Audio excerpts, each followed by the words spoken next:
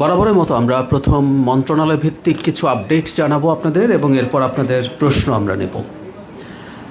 প্রথমে স্বাস্থ্য পরিবার কল্যাণ মন্ত্রণালয় খুবই মর্মান্তিক একটা ফিডব্যাক প্রতি সপ্তাহে আসলে আমাদের সামনে আসছে। গতকালের খবর হচ্ছে হাম এবং এর উপসর্গে আমরা কথার মধ্যে একটু টেকনিক্যালিটিস আছে। আপনারা জানেন যে 300 জনের বেশি শিশু মারা গেছে, গতকাল সংখ্যাটা 300 ক্রস করেছে। খুবই মর্মান্তিক ব্যাপার। এর মধ্যে ডেফিনেটিভলি হামে আক্রান্ত হয়েছেন, এটা প্রমাণ হয়েছে। সংখ্যাটা খুব বেশি না, কিন্তু যারা একই উপসর্গে আক্রান্ত আমরা ওটাকে ওভাবেই দেখতে চাই। আমরা খুবই দুঃখ প্রকাশ করছি, কারণ আক্রান্ত শিশুরা যখন নিউমোনিয়ায় আক্রান্ত হয়ে যান বাংলাদেশে সেই পরিমাণ সাপোর্ট দেওয়া কঠিন হয়। আইসিইউ সাপোর্ট, বিশেষ করে শিশুদেরকে আইসিইউ সাপোর্ট দেওয়া। একসাথে অনেক বেশি রোগী আসছেন এবং অনেক সময় আমাদের দেশে এটা হয়েছে রোগীরা অনেক দেরি করে হাসপাতালে আসছেন। আমি এই ব্যাপারে ব্যক্তিগতভাবে খোঁজ নেওয়ার চেষ্টা করেছি। আমরা খুবই দুঃখ প্রকাশ করি। এর মতো মর্মান্তিক কিছু হতে পারে না। আমি আগের দিনও বলেছি, একটা প্রিভেন্টেবল ডিজিজে একজন শিশুর মৃত্যু আসলে আমরা পছন্দ করি না, নিতে পারি না, নেব না। একটা ব্যাপার একটু যোগ করা দরকার, সেটা হচ্ছে একটা আপডেট টিকার ক্ষেত্রে। হাম রুবেলা টিকাদান ক্যাম্পেইন এই পর্যন্ত 6 মাস থেকে 5 বছর কম বয়সী, 5 বছরের কম বয়সী 1,61,00,000 শিশু টিকা পেয়েছে, যা লক্ষ্যমাত্রার 89%। আগামী কয়েকদিনে শতভাগ লক্ষ্য অর্জন করা যাবে। এছাড়া যেটা হয়েছে, টিবি হাসপাতালে যুক্তরাষ্ট্রের পক্ষ থেকে যক্ষা রোগ শনাক্ত করে 6 লাখ জিন এক্সপার্ট কার্ট্রিজ ও 11,000 শিশুর জন্য যক্ষা প্রতিরোধী ওষুধ অনুদান হিসাবে পাওয়া গেছে। বর্ষা মৌসুমে ডেঙ্গুর প্রকোপ মোকাবেলায় স্বাস্থ্য সংশ্লিষ্ট দপ্তরগুলো প্রস্তুতি শুরু করেছে। আপনারা জানেন বর্ষার সময় আমাদের দেশে কমনলি হয়। আমরা আগে বলেছি যে আমাদের পার্শ্ববর্তী দেশগুলো ডেঙ্গুর প্রকোপ কমাতে যথেষ্ট সফল হয়েছে। এবার আমরা অন্তত এই সময়টা দায়িত্বে আছি। আমরা বিশ্বাস করি অতীতের যে কোনো সময়ের তুলনায় আমরা এবার বেটার পারফর্ম করব। আমাদের এখানে ডেঙ্গুর সংকট খুব মেজর হবে না। প্রাথমিক ও গণশিক্ষা মন্ত্রণালয় বিনামূল্যে প্রাথমিক বিদ্যালয়ের শিক্ষার্থীদের স্কুল ড্রেস, ব্যাগ, জুতা বিতরণের উদ্যোগ গ্রহণ করেছে সরকার। প্রথম পর্যায়ে দেশের সকল উপজেলার 2টি করে বিদ্যালয়ের প্রথম শ্রেণীর শিক্ষার্থীদের মাঝে বিতরণ আগামী জুলাই থেকে এই কার্যক্রম শুরু হবে। আমরা জানি একটা পাইলটের মতো হচ্ছে। আমরা যখন একটা কর্মসূচি করতে যাই সেটার একটা পাইলট হওয়াই স্বাভাবিক, সেটা কাজ চলছে। জ্বালানি মন্ত্রণালয়ে খুব বিস্তারিত কিছু তথ্য আছে, আপনারা তো এগুলো পেয়ে যাবেন, কিন্তু আমি এগুলো আর খুব বেশি রিড আউট করছি না, কারণ সোফার জ্বালানি গত সপ্তাহে আমরা বলেছি জ্বালানি খুব মেজর সংকট আসলে ছিল না। আমরা রাস্তায় গাড়ির যে কিউ ছিল সেটা পেট্রোল পাম্পগুলোতে আর এখন ওই পর্যায়ে নেই। সো তারপর আমরা ওই ফুয়েল পাস সহ অন্যান্য পদক্ষেপ চালিয়ে যাচ্ছি, কারণ যে কোনো সময় মধ্যপ্রাচ্য খুবই অস্থিতিশীল অবস্থায় রয়েছে, যে কোনো সময় সংকট তৈরি হতে পারে। এবং আমরা যেটা বলছি যে দেশের মধ্যে এক ধরনের প্যানিক তৈরি হয়, প্যানিক তৈরি হলে পরিস্থিতি আবার খারাপ হওয়ার সম্ভাবনা আমরা উড়িয়ে দেই না। সেই জন্য যে ফুয়েল পাস আছে সেইটার কার্যক্রম চলমান থাকবে, যাতে ভবিষ্যতে যে কোনো সংকট আমরা মোকাবেলা করতে পারি। জ্বালানি মজুদ 2 মেতে diesel 2,34,965 metric ton, octane 34,734 metric ton, petrol 19,306 metric ton, furnace oil 27,302 metric ton, jet fuel 32,831 metric ton. যথেষ্ট পরিমাণ জ্বালানি মজুদ আছে। আমরা এই কথাটা সবসময় বলার চেষ্টা করেছি। আমি আবার একটু বলি, ওই সংকটের সময়টাতে আসলে চাহিদা 4-5 গুণ বেড়ে গিয়েছিল, কারণ মানুষ আতঙ্কে তেল সংরক্ষণ করতে চাইছিলেন। আমি ব্যবসার ব্যাপারটা সরিয়ে রেখেও বলছি। বিদ্যুৎ বিভাগ 28 এপ্রিল থেকে 4 মে অবধি দেশের কোথাও লোডশেডিং করতে হয়নি। কোথাও কোথাও বিদ্যুৎ যায়, আপনারা নিশ্চয়ই জানেন। এই লোডশেডিং করতে না হলেও মানে বিদ্যুতের বিভ্রাট কিন্তু 2টো কারণে হয়। একটা হচ্ছে আমি যথেষ্ট উৎপাদন করতে পারিনি, এই সংকট থাকে। আর কখনো কখনো যেটা আমাদের সঞ্চালন সম্পর্কে সংকট হয়। আপনারা জানেন যে সঞ্চালন লাইনে সমস্যা হয়েছে, সেখানে কোনো ত্রুটির কারণে কোথাও কোথাও বিদ্যুতের সংকট হয়েছে, কখনো কখনো কোনো বিদ্যুৎ কেন্দ্র সংকটে পড়েছে। তবে আমরা এটুকু আবার একটু জনগণের উদ্দেশ্যে জানিয়ে রাখতে চাই, এটাও ইনফ্যাক্ট পুরো কৃতিত্ব আমরা সরকারের দিক থেকে না নিয়ে বলতে চাই, যে এই সময়টা যথেষ্ট বৃষ্টি হয়েছে, ঠান্ডা আবহাওয়ার কারণে এই সংকটটা আমরা ফেস করিনি। কিন্তু সম্ভাবনা আমরা উড়িয়ে দেই না, আবার অনেক বেশি গরম পড়লে কিছুটা লোডশেডিং করা লাগতে পারে। কারণ হচ্ছে মধ্যপ্রাচ্য সংকটের কারণে বিদ্যুৎ উৎপাদনেও আমাদের চাপ তৈরি হয়েছে। জ্বালানি সংকট, আমরা প্রচুর তরল জ্বালানির কথা বলি, ওইটাও তরল এলএনজি, কিন্তু এটা পরবর্তীতে গ্যাস হয়। আমাদের যেহেতু এলএনজি নির্ভর বিদ্যুৎ কেন্দ্র অনেক বেশি আছে, এটা প্রাপ্যতারও সংকট তৈরি হয়েছে। একটা সংকটের কারণে যদি 20-25% এলএনজির সংকট হয়ে যায়, তখন আপনি টাকা দিলেও 2.5 গুণ 3 গুণ দামে কিনতে চাইলেও সবসময় পেয়ে ওঠা হবে না। সো এই ধরনের সংকট হতে পারে, আমি বলছি না যে হবেই, কিন্তু সরকার সর্বোচ্চ চেষ্টাও করবে, কিন্তু জনগণের এক ধরনের মানসিক প্রস্তুতি একটু রাখা লাগবে। আমরা গতদিন কথা বলেছি, এবং সেটা যাতে মোটামুটি সুষমভাবে বণ্টিত হয়, লোডশেডিং যদি হয়ও সেই চেষ্টা সরকার করবে।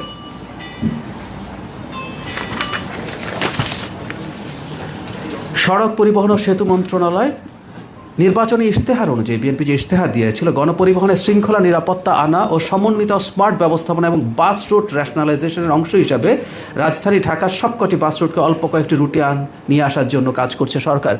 এটা শুনতে কেমন শোনাচ্ছে জানি না, এটা নিয়ে বহু বছর ধরে আলোচনা হয়েছে। বাস রুট র্যাশনালাইজেশন নিয়ে আমরা অল্প কিছু রুট যেখানে কোম্পানির অধীনে বাসগুলো চলবে, এটা যদি করা যায়, ঢাকার যানবাহনের সেক্টরে একটা শৃঙ্খলা আনা যাবে। এই সরকার কাজ করছে। আমরা আশা করি জনগণের বড় ম্যান্ডেটে জয়ী একটা সরকার সব পক্ষকে, এখানে অনেক পক্ষ ইনভলভড আছে, সব পক্ষকে আস্থায় নিয়ে এটা করতে পারবে।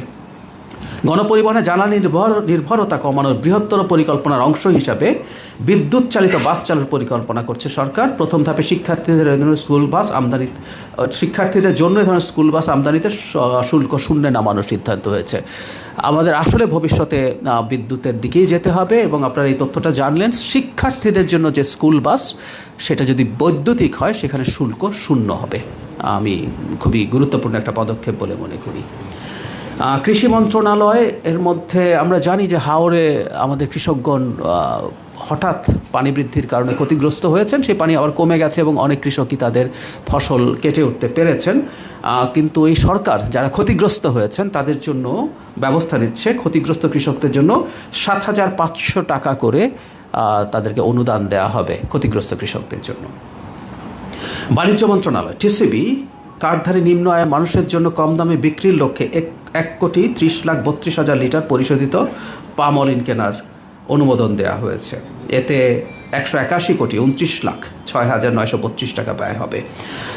স্থানীয়ভাবে 2,000 মেট্রিক টন ডাল কেনা হবে। এরকম পদক্ষেপ আমরা আগে একটা দিন বলেছিলাম যে আমরা দায়িত্বে আসার পর হঠাৎ করে যে সংকটে আমরা পড়েছি, বিশেষ করে জ্বালানি সংকটে, সেটা আমাদের অর্থনীতির অগ্রগতি যতটা হওয়ার কথা ছিল সেইটার তুলনায় খানিকটা কম হচ্ছে। আই রিপিট, আমাদের অগ্রগতি কিন্তু অন্টারিয়ামের চাইতে অনেক বেশি হচ্ছে, কিন্তু যতটা হওয়ার কথা ছিল এই সংকটের কারণে খানিকটা কম হচ্ছে। এই সময় বিশেষ করে যেসব মানুষ সংকটে থাকেন, যেসব মানুষ প্রান্তিক, তাদের পাশে দাঁড়াবো, এবং আমরা সেই জন্য টিসিবির এই কেনাটা বাড়াচ্ছি।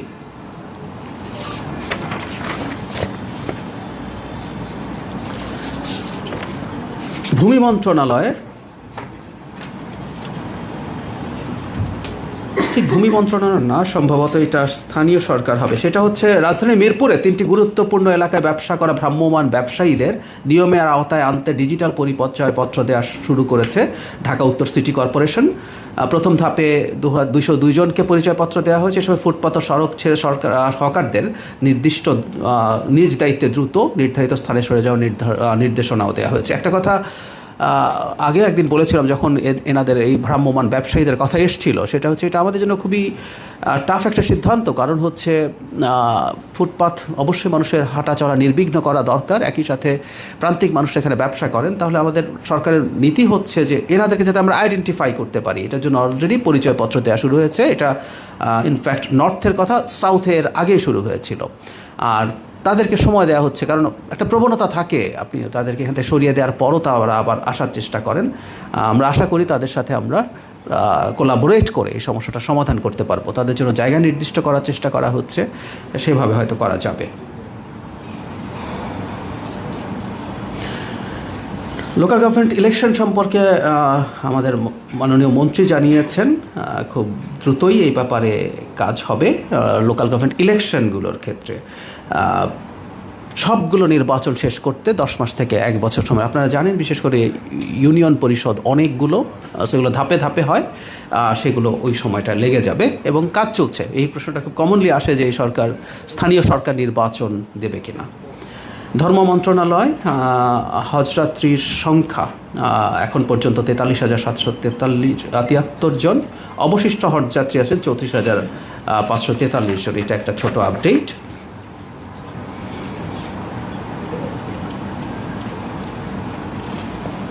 শ্রম কর্মসংস্থান মন্ত্রণালয়ে মে দিবস পালিত হয়েছে এবং আমরা এটা খেয়াল করেছি নিশ্চয়ই যে আমরা শ্রমিকদের প্রতি শ্রমের প্রতি আমাদের সরকারের কমিটমেন্ট ওখানে খুব জোরের সাথে উল্লেখ করা হয়েছে। মিরপুর কেমিক্যাল গোডাউনে আগুনের ঘটনায় 13 জন নিহত শ্রমিকের প্রত্যেকের পরিবারকে 2 লক্ষ টাকার চেক হস্তান্তর করা হয়েছে। পানি সম্পদ মন্ত্রণালয় কর্মসূচিভুক্ত খালের খনন গত সপ্তাহে ছিল 44%, যেটাকে আমি প্রায় অর্ধেক বলছিলাম, এবার সেটা পুরোপুরি অর্ধেকে এসে হাজির হয়েছে। এই অর্ধেক কর্মসূচিভুক্ত খালের সংখ্যা, সারা দেশের খাল না। রেলপথ মন্ত্রণালয় 2028 কোটি 59 লাখ টাকা ব্যয়ে বাংলাদেশ রেলওয়ের পশ্চিমবঙ্গের রেল পুনর্বাসন ও রক্ষণাবেক্ষণ প্রকল্পটি একনেকে পাস হয়েছে। একটা বড় অঙ্কের বিনিয়োগ রেলে যাচ্ছে। আমরা আশা করি এটা রেলকে জনগণের কাছে আরও সুবিধাজনক হওয়ার ক্ষেত্রে রোল প্লে করবে। স্বরাষ্ট্র মন্ত্রণালয় আপনারা পেয়ে যাবেন। স্বরাষ্ট্র মন্ত্রণালয়ের নিয়মিত যে মাদক বিরোধী অভিযান সেটা চলছে বিভিন্ন পর্যায়ে। র্যাব, বর্ডার গার্ড তারা মাদকদ্রব্য, আগ্নেয়াস্ত্র সব উদ্ধার করে যাচ্ছেন এবং 2 দিন আগে আমাদের মাননীয় স্বরাষ্ট্রমন্ত্রী মাদকের বিরুদ্ধে ব্যবস্থা এবং অভিযান আরও জোরদার করার কথা জানিয়েছেন, আপনারা জানেন। মুক্তিযুদ্ধ বিষয়ক মন্ত্রণালয় জুলাই যোদ্ধা শহীদ পরিবারকে এককালীন 30 লক্ষ টাকা সঞ্চয়পত্র, প্রতি মাসে 20,000 টাকা সম্মানী ভাতা প্রদান করা হয়েছে। আহতদের ধরন অনুযায়ী যোদ্ধাদের 5, 3 বা 1 লাখ টাকা সঞ্চয়পত্র, প্রতি মাসে 20, 15, 10,000 টাকা, মানে যে ভাতাগুলো আগে শুরু হয়েছিল সেগুলো এই সরকারের সময়েও কন্টিনিউ করছে। এটা হলো সবচেয়ে ইম্পর্টেন্ট। এছাড়াও জুলাই যোদ্ধাদের পুনর্বাসনের লক্ষ্যে জেলা প্রশাসকদের নিকট থেকে প্রাপ্ত 3,425টি আবেদনের মধ্যে 1,937 জন জুলাই যোদ্ধাকে প্রশিক্ষণ প্রদান ও কর্মসংস্থানের মাধ্যমে পুনর্বাসনের ব্যবস্থা গ্রহণের জন্য যুব ও ক্রীড়া মন্ত্রণালয়ে পত্র প্রেরণ করা হয়েছে। আমাদের এই গণতান্ত্রিক যে পরিবেশ আমরা উপভোগ করছি, এর পেছনে এই সময়ে যারা নিহত হয়েছেন, আহত হয়েছেন, অনেকে বিকলাঙ্গ হয়েছেন, অন্ধ হয়েছেন, তাদের প্রতি ঋণ এই জাতি স্মরণ করবে এবং তারা কী চান সেটা জরুরি না, এই জাতি চেষ্টা করবে তাদেরকে সেই ক্ষেত্রে যতটা সম্ভব কম্পেনসেট করা, তাদেরকে আমরা সেই মর্যাদা দেব। নৌ পরিবহন মন্ত্রণালয় চট্টগ্রাম বন্দর কর্তৃপক্ষের অপারেশনাল ইতিহাসে এক অনন্য মাইলফলক অর্জিত হয়েছে। 30 এপ্রিল 2026 তারিখে চট্টগ্রাম বন্দরের নিউ মুরিং কন্টেইনার টার্মিনাল একদিনে সর্বোচ্চ সংখ্যক কন্টেইনার হ্যান্ডলিংয়ের এক নতুন রেকর্ড সৃষ্টি হয়েছে। এদিন 5,709টি ইউএস কন্টেইনার হ্যান্ডলিং সম্পন্ন হয়েছে, যা ইতিহাসে সর্বোচ্চ।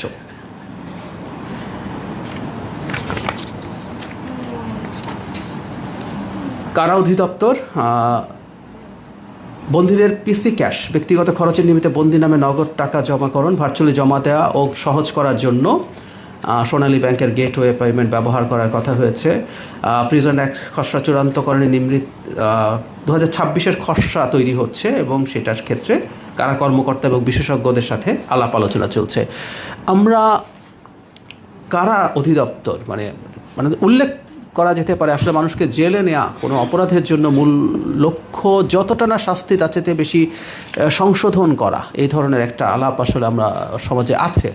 আমরা এই যে নতুন যে প্রিজন অ্যাক্ট হচ্ছে, এটার উদ্দেশ্য হবে এটাকে এমনভাবে যুগোপযোগী করা যাতে কোনো যিনি কারাবন্দী আছেন কোনো অপরাধের কারণে, মানে ইভেন জেলখানায় তো শাস্তিপ্রাপ্ত আসামির চাইতে, মানে যাদেরকে আমরা কয়েদি বলে, হাজতি বলে, যারা বিচারাধীন, যাদের এখনও সিদ্ধান্ত হয়নি, যাদের রায় হয়নি, সেই মানুষও অনেক বেশি তুলনায়। সো সবাই যাতে ওখানে একটা ভালো পরিবেশে থাকতে পারেন এবং যারা শাস্তিপ্রাপ্ত হয়েছেন ফাইনালি, তাদেরকে যাতে আমরা অপরাধ থেকে সরিয়ে আনতে পারি, সেইভাবেই এটা করা হবে।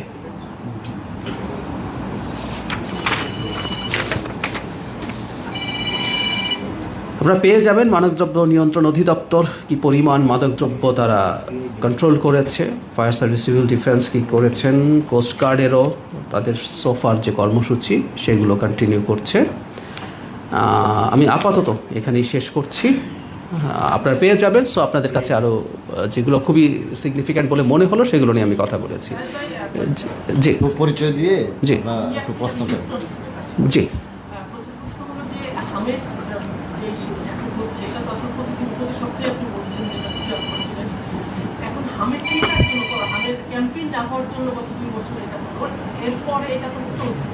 সামনের দিকে যক্ষা, ম্যালেরিয়া, পোলিও সহ অনেকগুলো টিকার বিষয় আছে, সেগুলোর আসলে কী অবস্থা, সেই রোগগুলো সামনে আসার আপনি তো ডাক্তার, সে কতটা আপনাদের কাছে এটা সংখ্যা বা সম্ভাবনা এটা আমরা যারা বাইরে রিপোর্ট করি তারা বলছেন যে এগুলোর জন্য বাংলাদেশ আবার প্রস্তুত থাকতে হবে আগের মতো সেই বিষয়টা আপনার টিকার বিষয়টা কি নাম্বার 1 নাম্বার 2 হলো 3 দিন আগে বিশ্বকর্মা দিবস গেল আপনি সেখানে ছিলেন টিএমবির একটা প্রতিবেদন ছিল তো 5 আগস্টের পরে অনেক সাংবাদিক নানা রকম মামলা করছে নানা রকম বলতে এটা গণহত্যা মামলা হয়েছে আপনি আসলে এটা কিভাবে দেখছেন যে বাংলাদেশে গণহত্যার মামলা সাংবাদিকের নামে কিছু না হলেও একটা সাইকোলজিক্যাল একটা স্ট্রেস তাদের আছে সেই বিষয়টা নিয়ে আসলে আপনার কি কাজ করছেন পাশে আমাদের নতুন পেয়েও অনেক বড় সাংবাদিক আমাদের খুবই কাছে বড় ভাই ওনারাও কি কাজ করবেন আসলে যারা জেলে আছেন সেই বিষয়টা কি আপনারা দেখবেন যে সাংবাদিক আমি বলছি, তারপর পিআইও সাহেবও কথা বলবেন। প্রথম কথাটা হচ্ছে, একটা সংকট যখন হয়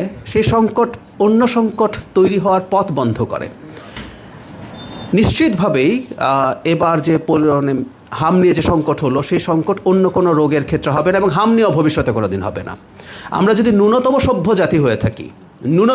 জাতি হয়ে থাকি আমরা এই জায়গাগুলোর নিয়ে কোনো রকম কোনো সমস্যা করব না। ইনফ্যাক্ট এটা একটা স্ট্যান্ডার্ডাইজ সিস্টেম ছিল, সেই সিস্টেমটাতে কিছুটা চেঞ্জের চিন্তা করা, আমি বলছি না তারা ইভিল ইন্টেনশনে কিছু করেছেন। আমি ইন্টারিম সরকার শিশু মৃত্যু ঘটাতে চাই এরকম কোনো ব্যাড ইন্টেনশন তাদের ছিল বলে মনে হয় না, আমি মনে করি না। কিন্তু এটা নিয়ে আমাদের খতিয়ে দেখা দরকার আছে, সেই কাজটা আমি মন্ত্রণালয়ে কথা বলেছি, সেই কাজটাও হবে যে কেন আসলে এই ঘটনাটা ঘটলো। সুতরাং এরকম কোনো ডিজিজ নিয়ে হবে না। আমি জি সবগুলো, হ্যাঁ ওই টিকা কন্টিনিউ করছে। আমাদের এই টিকাদান কর্মসূচির মধ্যে যা যা আছে সেগুলো কন্টিনিউ করছে এবং এগুলো এখন বেগবান হবে। আমরা আরও বেশি সতর্ক থাকবো। এই সতর্কতা বাই ডিফল্ট আছে, কিন্তু এই ঘটনার কারণে সতর্কতা নিশ্চয়ই আমাদের বাড়বে।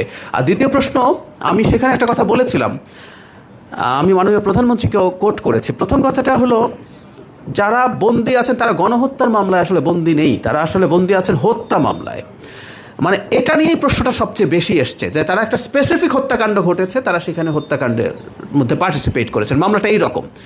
এনাদেরকে গণহত্যার দায় খানিকটা বরং দেয়া যায়। আমি কিন্তু রিপিট করছি কথাটা, গণহত্যাও না, আসলে আমরা আওয়ামী লীগকে বা শেখ হাসিনাকে বিচার করেছি মানবতা বিরোধী অপরাধের জন্য। আমাদের জুলাইতে কিন্তু গণহত্যা হয়নি, বাট ক্রাইম এগেনস্ট হিউম্যানিটি হয়েছে শেখ হাসিনার আগে থেকে শুরু করে। যেমন ধরুন গুম সিস্টেম্যাটিকলি হয়েছে, এটা একটা ক্রাইম এগেনস্ট হিউম্যানিটি, আর জুলাইয়ে তো হয়েছেই। এই যে সাংবাদিক যাদেরকে এই ধরনের হত্যা মামলা দেওয়া হয়েছে, তাদের কারো অপরাধ হত্যা মামলার হত্যার চাইতে বেশি। আমি রিপিট করছি, যাদের এই ধরনের মামলা দেয়া হলো কারো অপরাধ হত্যার চাইতে বেশি। কিন্তু এখানে একটা কিন্তু আছে, সেইটা সংশ্লিষ্ট যে অপরাধ আমরা মনে করছি যে গণহত্যার দায়ভার তাদের আছে কিনা। পোস্ট সেকেন্ড ওয়ার্ল্ড ওয়ার যখন এই বিচারগুলো হচ্ছিল, নুরেমবার্গ ট্রায়ালে বা টোকিও ট্রায়ালে বা রুয়ান্ডা জেনোসাইডের পরও, সেখানে এই জেনোসাইডগুলোকে সাপোর্ট করা বা এগুলোকে হতে দেওয়ার জন্য যারা কোনো না কোনো ফর্মে ন্যারেটিভ তৈরি করেছেন তাদেরও কিন্তু বিচারের আওতায় আনা হয়েছে, ট্রায়ালে আনা হয়েছে। সুতরাং তাদের যাবে না তা বলছি না, কিন্তু আমি আপনার সাথে এটা একমত, যেই অপরাধে যেই অভিযোগে তারা গ্রেফতার আছেন, আমি এই দায়িত্বে আসার আগেও নির্বাচনের আগেও আমি বলেছি যে এই কাজগুলোতে তাদেরকে অভিযুক্ত করা ভুল। এখন এই যে অভিযুক্ত তারা আছেন, মাননীয় প্রধানমন্ত্রীর সামনে নোয়াবের প্রতিনিধিরা এইটা তুলেছিলেন এবং মাননীয় প্রধানমন্ত্রী বলেছেন যে এই ব্যাপারে সরকার চেষ্টা করবে। এখানে একটা কথা বুঝতে হবে, এটা কিন্তু একটা বিচারিক প্রক্রিয়া, মানে এটা সরকার সব কিছু করে ফেলতে পারে না। সো এটা একটা বিচারিক প্রক্রিয়া, বিচার বিভাগের সাথে কোলাবোরেট করে সরকারের যতটুকু সম্ভব সরকার সেই কাজটা নিশ্চয়ই করবে। কিন্তু আমি আবারও বলি যে এই সরকারের সময়ে অন্তত কেউ যাতে অন্যায়ভাবে আটক না থাকেন, অন্যায়ভাবে ট্রায়ালের মধ্যে না যান, সেই চেষ্টা সরকার করবে। আমি আচ্ছা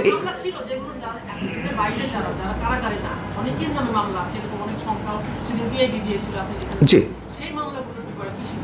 আচ্ছা আমিও বলবো, আচ্ছা আমি আসছি, আমি বলবো, তার আগে এই ব্যাপারে আপনি আমাদের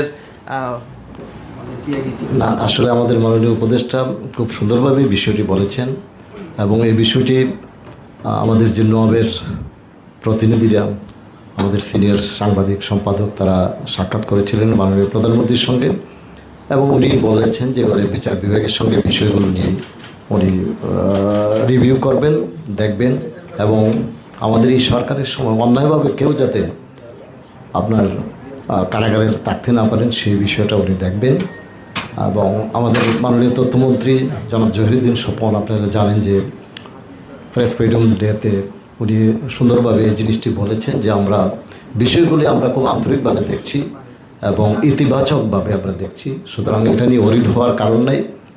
এবং আমি এই যে সাংবাদিক হিসেবে আমিও যেহেতু এখানে যোগদান করেছি এবং আমিও এটার বিষয়ে লিয়াজও করছি এবং দেখছি যে কী করা যায় এবং আশা করি যে বিষয়টা সুরাহা হবে। আচ্ছা, একটা জিনিস একটু বলে রাখা ভালো যে তারা মানবতা বিরোধী অপরাধে কোলাবোরেট করেছেন কিনা এটা কিন্তু আমার ব্যক্তিগত মতামত, আমি এটা সরকারের পক্ষ থেকে বলছি না। জি, মাননীয় উপদেষ্টা, আচ্ছা আচ্ছা, একটা ছিল যারা যাদের নামে মামলা এখন আছে, বাইরে আছে, কারাগারে নাই, সেই মামলাগুলোর বিষয়ে একই রকম ব্যাপার। কারণ নামে যদি ধরুন যে মামলাগুলো নিয়ে যারা কারাগারে আছেন, আমি আবারও রিপিট করি যে ওই সময় কি হয়েছিল, হত্যা মামলা, সবাই স্পেসিফিক হত্যা করেছেন যে ওখানে অমুক হত্যাকাণ্ডের শিকার হয়েছে এবং তিনি সেখানে ছিলেন। এই ধরনের যে মামলাগুলো আছে সেগুলো নিশ্চয়ই যারা কারাগারে নেই, বাইরে আছেন, এগুলো সরকার তার জায়গা থেকে যতটুকু করার সেটা নিশ্চয়ই করবে। আমি আসছি, আচ্ছা একটু পেছন আমি আসছি, উনি বলছিলেন যে আমরা দেখেছি যে 5 আগস্টের পরে সময় টেলিভিশন সহ অনেকগুলো টেলিভিশন, এখন টেলিভিশনেও বেশ কয়েকজন সহকর্মীকে চাকরিচ্যুত করা হয়েছে, যে কোনোভাবেই হোক না কেন সেটা করা হয়েছে, নজরে এসেছিল। এই বিষয়গুলো নিয়ে কি আপনারা কোনো ধরনের পরবর্তীতে কোনো পদক্ষেপ নেওয়া হয়েছে কিনা? এরপরেও মানে আমরা দেখছি গত মাসেও আমরা দেখেছি যে কয়েকজনকে চাকরিচ্যুত করা হয়েছে। মানে এই প্রশ্নটা আগেও এসছে। আমি এভাবে একটু যদি বলি যে একটা সরকার বেসরকারি প্রতিষ্ঠানে যা হচ্ছে সেটার ব্যাপারে আসলে কি করতে পারে। বেসরকারি প্রতিষ্ঠানের যে নিয়ম নীতির অধীনে কেউ চাকরিতে যান, কেউ যদি সেখানে অন্যায়ের শিকার হন, তিনি যদি সংক্ষুব্ধ হন, তিনি কিন্তু আইনি প্রতিকার চাইতে পারেন। এগুলো কিন্তু প্রত্যেকটা বেসরকারি প্রতিষ্ঠান, এবং আপনারা জানেন শুধু এই সেক্টর না, আমি ফ্র্যাঙ্কলি বলি, অন্যভাবে নেবেন না আশা করি। আপনারা সাংবাদিকরা যেহেতু আমাদের সামনে আসতে পারছেন, প্রশ্ন করতে পারছেন, তাই প্রশ্ন করছেন, কিন্তু আমাদের কি প্রায় সব বেসরকারি প্রতিষ্ঠানে একই ধরনের প্রবণতা আছে না? ব্যাংকে আছে বা অন্যান্য জায়গায়ও আছে, চাকরিচ্যুতির ঘটনা ঘটে। এখন এটাকে আপনি যেটার সাথে রিলেট করেছেন, এটার সাথে রিলেটেড কিনা, এবং এটাতে যদি কোনো রকম নিয়ম অথবা আইনের ব্যত্যয় হয়, যিনি সংক্ষুব্ধ তিনি সেটা চেষ্টা করতে পারেন। কিন্তু গ্রসলি আমি যে কথাটা বলতে চাই, সাংবাদিকদের চাকরির নিশ্চয়তা এবং সাংবাদিকরা যাতে নির্বিঘ্নে সাংবাদিকতা করতে পারেন, এটার জন্য নীতিমালা এবং আইন প্রণয়ন এবং সেটার যদি প্রয়োজনে যুগোপযোগী করা, সেটা সরকারের দায়িত্ব আছে। এসব ক্ষেত্রে আমরা যদি মনে করি কোনো ক্ষেত্রে, বিশেষ করে যারা এমপ্লয়ার আছেন তারা সাংবাদিকদেরকে নানাভাবে নিগৃহীত করেন, আইনের যদি সংস্কার প্রয়োজন হয় আমরা নিশ্চয়ই সেটা করব। আচ্ছা আচ্ছা, উনি বলছিলেন আগে, হ্যাঁ আমি সিরিয়াস। জি, ক্ষতিগ্রস্ত কৃষকদের যে আপনার 7,500 টাকা কতদিন দিবেন, আর সেকেন্ডলি যে এই স্থানীয় সরকার যে প্রতিষ্ঠান নির্বাচন সেটি এই বছরের মধ্যে, আপনি কি এই বছরের মধ্যে কমপ্লিট হবে? পাশাপাশি আরেকটি প্রশ্ন উঠেছে যে উপজেলা পরিষদ থাকবে কি থাকবে না, এই ধরনের একটি কথা উঠেছে, কারণ সেখানে আমরা দেখছি গণমাধ্যমে এসেছে এবং সংসদে সেটি সংসদ সদস্যদের জন্য সেখানে বসার একটি ব্যবস্থা করা হচ্ছে। সেটি কি উপজেলা পরিষদকে খর্ব করারই কোনো চেষ্টা কিনা, এই আলোচনাটা বিশেষজ্ঞরা বলছে। আচ্ছা, আমি 3টা পয়েন্ট বলছি। হাওড়ে যে টাকা দেয় সেটা আসলে এককালীন একটা বরাদ্দ, এটা যে কন্টিনিউয়াসলি দেওয়া হবে তা না, কারণ যারা ক্ষতিগ্রস্ত হয়েছেন তাদেরকে প্রাথমিকভাবে তাদের সংকটটা কিছু কাটিয়ে ওঠার জন্য। নাম্বার 2 হচ্ছে নির্বাচন যেটা এই বছরে শেষ হবে কেন, উত্তর হচ্ছে না। বলা হয়েছে যে নির্বাচনটা 10 মাস থেকে 1 বছর লাগবে শুরু হওয়ার পর, এবং নির্বাচন শুরু হবে এই বছরের শেষের দিকে। কিছু প্রস্তুতির প্রয়োজন আছে, সেটাও ইনফ্যাক্ট ওই মন্ত্রণালয় থেকে আগে জানানো হয়েছে। আর উপজেলা প্রসঙ্গে যদি বলি, উপজেলা বাতিল করে দেওয়ার কোনো সিদ্ধান্ত এই সরকার নেয়নি। অফিস দেওয়াতে উপজেলাকে খর্ব করা হচ্ছে ব্যাপারটা আমার কাছে এইরকম মনে হয় না, বরং আইনগতভাবেই আপনি যদি খেয়াল করেন, উপজেলা পরিষদ যে আইনের ধারা 25, এটা নিয়ে আমরা একসময় প্রচুর বলেছি, লিখেছি, সেখানে তো একজন সংসদ সদস্য উপজেলা পরিষদের উপদেষ্টা হিসেবেই লিগ্যালি আছেন। যদি তিনি লিগ্যালি থাকেন, এখন কেউ বলতে পারেন যে এটা থাকা উচিত কিনা উপদেষ্টা থাকা, সেটা একটা ডিফারেন্ট ডিবেট। অফিস রাখার মাধ্যমে আসলে সেটাকে যে নতুন করে অনেক বেশি খারাপ করে ফেলা হলো, মোটেও ব্যাপারটা সেরকম না। কারণ আমরা যদি এভাবে তর্কটা বা যুক্তিটা দেই যে একজন এমপি যেহেতু উপজেলা পরিষদের উপদেষ্টা, তার তো উপজেলা পরিষদে একটা অফিস থাকা উচিতই। আবারও বলছি, এই আলাপ সমাজে আছে, কেউ করতে পারেন যে তারা আদৌ উপদেষ্টা থাকা উচিত কিনা। সো উপজেলাকে নিয়ে সরকারের এই ধরনের কোনো মানে এটাকে খাটো করা বা আরও বেশি অক্ষম করে তোলার কোনো পরিকল্পনা সরকারের নেই। জি, আমার প্রশ্ন যে হামের কারণে বললেন যে অন্তর্বর্তীকালীন সরকার ছিল, তার কোনো ইচ্ছা ছিল না যে শিশুদের আসলে মেরে ফেলা, মানে জি শিওর। ভালো। তো আপনি বললেন যে আপনারা এখানে নেগলিজেন্স থাকতে পারে। আপনি বললেন যে খতিয়ে দেখবেন বলে সরকারের পক্ষ থেকে কি তদন্ত করা হবে অফিসিয়ালি? আমি অফিসিয়াল তদন্ত করা নিয়ে আমি ব্যক্তিগতভাবে এই ব্যাপারে কাজ করার চেষ্টা করছি। স্বাস্থ্য মন্ত্রণালয়ের সাথে আমি কথা বলছি। আমি আশা করি সরকার একটা তদন্ত করবে, দায়ী কারা ছিলেন, বা অ্যাটলিস্ট আমরা কাউকে ধরে যে শাস্তি দিতে চাইছি সেটার চাইতেও জরুরি কথা প্রবলেমগুলো কোথায় হলো। সো একটা ইনভেস্টিগেশন আসলে ভবিষ্যতে হেল্প করে যাতে একই ধরনের ঘটনার রিপিটেশন না হয়, সেই কারণে অন্তত তদন্ত হওয়া উচিত বলে আমি ব্যক্তিগতভাবে মনে করি এবং আমি চেষ্টা করছি। আমি এই ব্যাপারে আসলে কথা বলবো এবং আমি প্রয়োজনে মাননীয় প্রধানমন্ত্রীর সাথেও কথা বলবো। ইয়াসিন রানা এটিএন বাংলায় কাজ করি। বিশাল আপনি যে তদন্তের কথা বলছেন, যাদের দায়িত্বে অবহেলার কারণে এতগুলো শিশু মারা গেল, এখন তাদের যেটা একটা কন্টিনিউয়াস প্রসেস, আমরা যেটা জানি যে টিকাগুলো একটা স্বাভাবিক প্রক্রিয়াতে মানে কোন সরকার আসলো আর গেল সেটার সাথে টিকার এই কার্যক্রমের কোনো সম্পর্ক নাই। যারা দায়িত্বে থাকে এটা টিকাগুলো বিভিন্ন সংস্থা থেকে আসে, তারা এগুলো কিছু নিজেও কেনি আমরা। জি, স্বাভাবিক প্রক্রিয়া। যারা দায়িত্ব অবহেলা করলো এটা তাদের বিরুদ্ধে আপনারা কি ব্যবস্থা নেবেন? প্রথম 300 শিশু মারা গেল। আমরা যে কাজটা করার চেষ্টা করব, প্রথম তদন্ত করে নির্ণয় করার চেষ্টা করব। আমরা খেয়াল করেছি যে গত অন্তর্বর্তী সরকারে যিনি স্বাস্থ্য বিষয়ক বিশেষ সহকারী ছিলেন প্রফেসর সাইদুর রহমান সাহেব, তিনি একটা ব্যাখ্যা দিয়েছেন তার মতো করে। মানে একটা হচ্ছে কোথায় কোথায় ফ্লজ হয়েছে বলে রিপোর্ট আছে, তাদেরও ব্যাখ্যা আছে। ইনফ্যাক্ট তদন্তের উদ্দেশ্য হচ্ছে এই জিনিসগুলোকে ভেরিফাই করে একটা ডিসিশনে আসা। সেখানে যদি কারো কোনো গ্রস নেগলিজেন্স পাওয়া যায়, আমি এটা আমার ব্যক্তিগত অপিনিয়ন যে তাদের বিরুদ্ধে আসলে শাস্তিমূলক ব্যবস্থা নেওয়া উচিত হবে।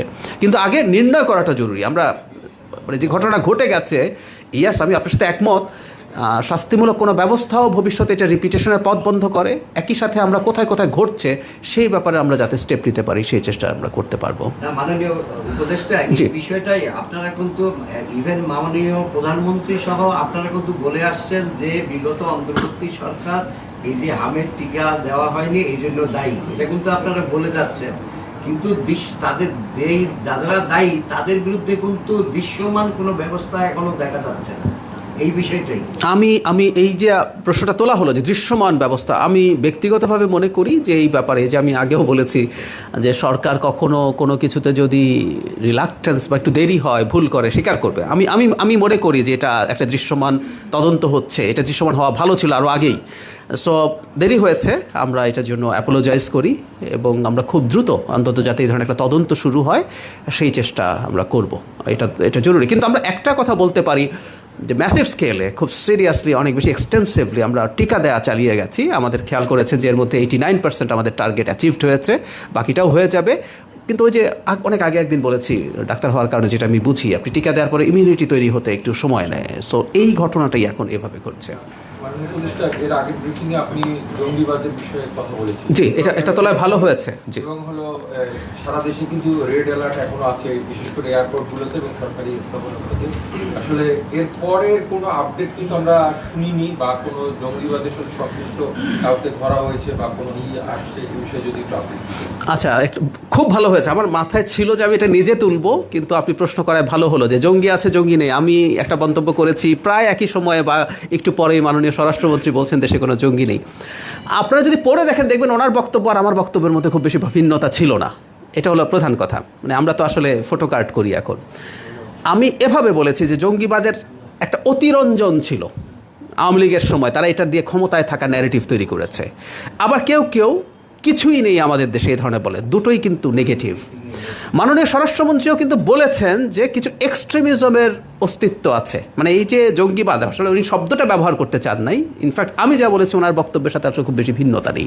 সেটাকে আপনি জঙ্গিবাদ নামে বলুন অথবা উগ্রবাদ নামে বলুন, একটা লো ইন্টেন্সিটি তো আছে, না হলে তো আমরা এই অ্যালার্ট করতাম না, আনতাম না। এবং এটা আছে, এটা স্বরাষ্ট্রমন্ত্রীও স্বীকার করেছেন। প্রচুর কার্টুন হয়েছে যে আমি নাকি ওনার চাইতে বেশি গোয়েন্দা তথ্য রাখি। আর ফাইন, আমার ভালো লেগেছে দেখে। কিন্তু এই জায়গাটা আছে এবং রেড অ্যালার্ট যেহেতু এখনও আছে, তার মানে আপনাকে একটা জিনিস বুঝতে হবে, এই ধরনের ঘটনায় সবসময় যে পাবলিকলি সব কথা সরকার বলবে সেটা সবসময় হবে না। সরকার এইগুলোর যে রিস্ক আছে, এগুলোর ব্যাপারে যে পদক্ষেপ নেওয়ার সেগুলো নিচ্ছে, আমি ব্যক্তিগতভাবে জানি। সুতরাং যখন গ্রেফতার বা এই ধরনের কোনো ঘটনা ঘটবে যেটা সরকার মনে করবে জানাবেন আপনাদেরকে, সেটা সময় মতো জানানো হবে। আমি এটুকু বলতে পারি যে রিস্কের কথা আগে বলা হয়েছিল, সেই রিস্ক নিশ্চয়ই এখন তার চাইতে অনেক কম, সেই রিস্ক কমে যাচ্ছে। কিন্তু এই জায়গাগুলো অনেক বেশি সেন্সিটিভ, সেগুলো এই কারণেই এখন পর্যন্ত এটা বহাল রাখা হয়েছে। এটা খুব বেশি দিন থাকবে বলে আমি মনে করি না। জি, আমি আসলে একজনের কাজ করি, আমার প্রশ্নটা একটু ভিন্ন প্রসঙ্গে। এখন বর্তমান সরকার অনেক কার্ড দিচ্ছে, জি। তো ভবিষ্যতে মানে অনেক ধরনের কথাই সোশ্যাল মিডিয়া আসছে, তো ভবিষ্যতে কি এই কার্ডগুলোকে একত্রিত করার কোনো পরিকল্পনা বা কোনো সোশ্যাল সিকিউরিটি পরিকল্পনা আছে?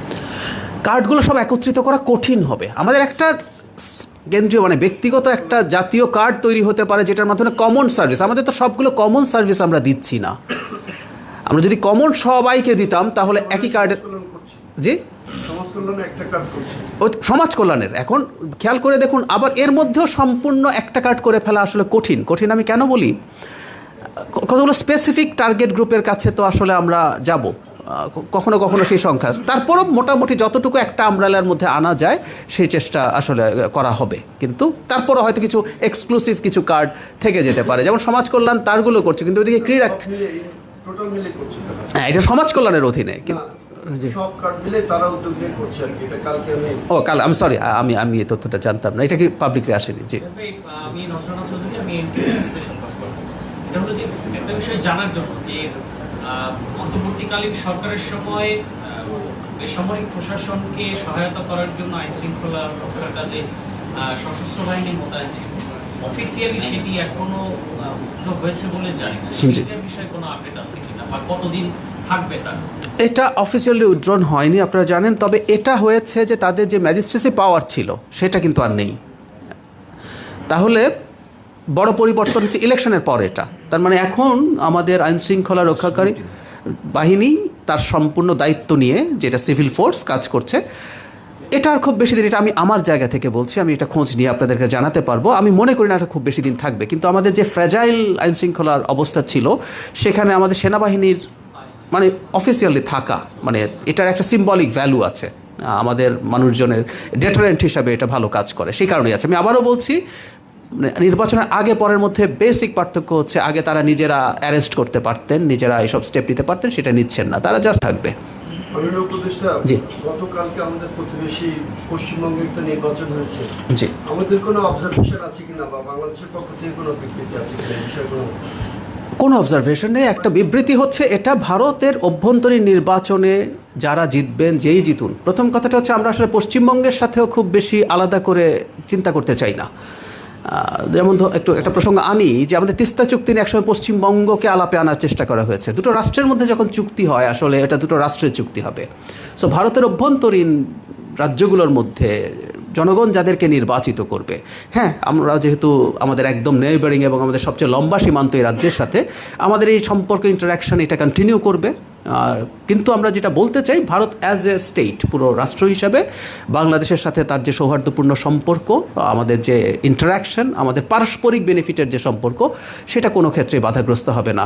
এটা নিয়ে আসলে হয়তো প্রশ্নটা এই কারণে আসে যে পশ্চিমবঙ্গের নির্বাচনে বাংলাদেশ একটা ফ্যাক্টর হয়েছে, বাংলাদেশকে নিয়ে নানান বক্তব্য দিয়েছে। আমি ব্যক্তিগতভাবে মনে করি এগুলো সব এক ধরনের পলিটিক্যাল রেটরিক। সরকার গঠিত হওয়ার পর আমাদের সাথে সুন্দর সহযোগিতার সম্পর্কই থাকবে। Thank you, thank you. আচ্ছা, জি, 83 সালে শহীদ রাষ্ট্রপতি জিয়াউর রহমান ফিল্ম চলচ্চিত্র শিল্পী উন্নয়নে কবিরপুরে 300 বিঘা জমির উপরে ফিল্ম সিটি করেছিলেন, জিয়া ফিল্ম সিটি। পরবর্তী সময়ে সেটি ছিনতাই হয়ে গেছিল, নাম হয়ে গেছে বঙ্গবন্ধু ফিল্ম সিটি। এরপরে আপনার এই তথ্য সচিবের সভাপতিত্ব অন্তর্বর্তী সরকারের সময় 3টা মিটিং হয়েছে, সেই মিটিংয়ে সে নামটি চেঞ্জ করে বাংলাদেশ ফিল্ম সিটি করা হয়েছে। Why not film city, why not Zia film city? আমি এই ব্যাপারটা এখনও জানি না। আপনি যেহেতু বলেছেন এটা সম্ভবত আছে, আমি খোঁজ নেব। আমি খোঁজ নিয়ে এই ব্যাপারে চেষ্টা করব, এবং জিয়াউর রহমানের মতো একজন মানুষের নাম থাকাটা উচিত বলে আমিও মনে করি। আমাদের অত্যন্ত গুরুত্বপূর্ণ মানুষ। Thank you, thank you. আমার একটা প্রশ্ন ছিল, একজন সাংবাদিককে নজরুল ইসলাম মিঠু, তাকে বিদেশ এয়ারপোর্টে যাওয়ার সময় বিদেশ যেতে বাধা দেওয়া হয়েছে। তো তার নামে কোনো মামলা ছিল না। আমরা শুনে থাকি যে এয়ারপোর্টের সাংবাদিকদের তালিকা দেওয়া আছে, অনেকে আসলে বিদেশে যেতে বাধা দেওয়া হয়। তো এই বিষয়ে আপনাদের অবস্থান কি জানতে চাই? শোটা একটু মানে ব্রিফিংটা শেষ হয়ে গিয়েছিল কিন্তু, তাই না? আমরা উঠেই যাচ্ছিলাম। আচ্ছা, যে প্রশ্নটা করলেন, আমি এই ধরনের খবর দেখেছি। আমি মেন স্ট্রিমে কি এসছে, আমি মেন স্ট্রিম নিউজে আমার চোখে পড়েনি, কিন্তু গুরুত্বপূর্ণ অ্যাক্টিভিস্ট যারা সোশ্যাল মিডিয়াতে আছেন, যারা অন্তত কোনো ফেক কিছু করেন না, তারা এটা নিয়ে কথা বলছেন।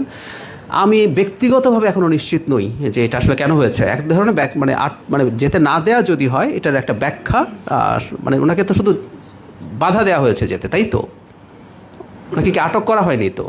সো এই যে বাধা দেওয়া হয়েছে, এই ব্যাখ্যাটা নিশ্চয়ই সরকার দেবে এবং আমি সংশ্লিষ্ট বিভাগ বা মন্ত্রণালয়ের সাথে কথা বলবো। একটা কথা মনে রাখতে হবে, একটা রাষ্ট্রের কখনো কখনো বা অনেক সময় রাষ্ট্রের সাথে রাষ্ট্রের গুরুত্বপূর্ণ বা নিরাপত্তার কোনো ইস্যু থেকে থাকতে পারে। সব সময় যে যাকে এ ধরনের বাধা দেওয়া হয়েছে তিনি এটাতে শতভাগ অভিযুক্ত বা উনি এটার দায়ী তা না, কিন্তু সেন্সিটিভ কোনো কিছু যদি থাকে একটু খতিয়ে দেখার জন্য হয়তো, আমি আবারও বলছি, এগুলো আমি আমার জায়গা থেকে বলছি, হয়তো সেটা দেখার চেষ্টা করা হচ্ছে। কিন্তু আমি একমত যে এটা যদি হয়ে থাকে, সেটা কেন হয়েছে সংশ্লিষ্ট মন্ত্রণালয় সে ব্যাখ্যা দেওয়ার জন্য আমি তাদের সাথে কথা বলবো। Thank you. ধন্যবাদ। রাস্তার ব্যবস্থা